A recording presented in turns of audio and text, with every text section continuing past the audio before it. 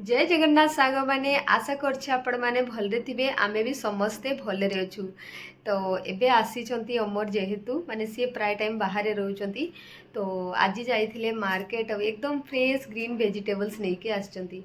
तो मु भाबुची आमे आज मिसिकी कौन गोटे रोसई करवा। तो भाबुची आज आमे बनैबा मिक्स भेज कौन पाई ना तांको बहुत भल लगे तांकर अति प्रिय कहवाक गले मिक्स भेज। तो से भावुची चलतु आम आज मिसिकी बनैबा। तो प्लीज़ आपण मैंने वीडियो को लास्ट पर्यंत देखिए आउ भल लगे लाइक एंड सब्सक्राइब करेंगे।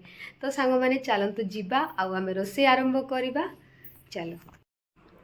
तो सांग मैंने बहुत लेट है जेहेतु चलतु फटाफट रोसे आरंभ करवा। देखूँ ये गैस रे मु गोटे पेन चढ़ी अल्प टिके ऑयल नेबा भल भाव गरम करनेबा।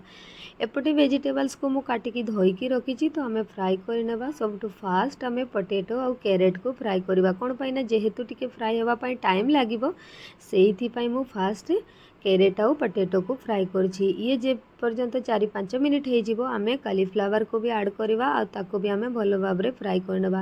लास्ट रे आम ये दबा बीन्स कैप्सिकम और स्वीट कॉर्न देइतिले मिक्स वेज बहुत टेस्टी होता है। से मु दउछि जदि आपनक पाखरे थिबो तो निश्चय देबे नले स्किप करि परिबे। जे पर्यंत हमर वेजिटेबल्स फ्राई होछि आम गोटे पेस्ट रेडी करवा। एठी मु मिक्सी रो जार नेछि गोटे ऑनियन को काटिकी धोईकी नेछि अल्प टिके जिंजर किछिटा गार्लिक 2टा ग्रीन चिली गोटे टोमेटो आउ अल्प टिके कर्ड तापर आम या भल भाव मिक्सी रे पेसी नेबा। तो रेडी हो गलानी। एपटे आमर वेजिटेबल्स भी देखंतु फ्राए हो गला। तो काढ़ी नेबा गोटे प्लेट रे देखंतु मु काढ़ी नउछि। तापर कोन करबा ना सेई पैन रे ही आम पनीर क्यूब को भी टिके फ्राए करनेबा। आपण चाहिले कंचा भी यूज करि पारिबे। एठी आमर देखंतु मु अल्प टिके ऑयल नेउछि टिके क्यूमिन सीड्स तापर आम जो पेस्ट रेडी करथिले ताको नेबा। Red chilli powder turmeric powder कस्तूरी मेथी जीरा धनिया और गरम मसला सॉल्ट सबू मसला गुड़ा को आम ये देकी भल भाव मसला को आम कषि नेबा। देखंतु 3-4 मिनिट आम मसला रेडी हो गलानी। आउ गोटे मिनिट पर्यंत आम ये भाया चले चले कि आम भलसे कषि नेबा। तापर आम कौन करवा ना जो वेजिटेबल्स फ्राई करके रखी ये आम ऐड करनेबा आ या भल भाव मिक्स करनेबा। तो देखंतु ये मसला आमर भल भाव वेजिटेबल्स रे कट हो जाउछि।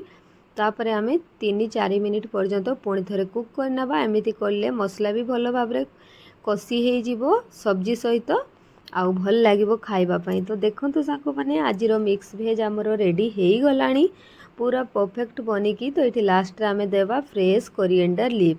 तापर आम गोटे बर्तन रे आम काढ़ी नेबा आमर आजिर मिक्स भेज। तो देखंतु जो आमर घरेलू रेसिपी बहुत ही सिंपल आउ बहुत भल बहुत कम मसला तेल रे आम रेडी करवा।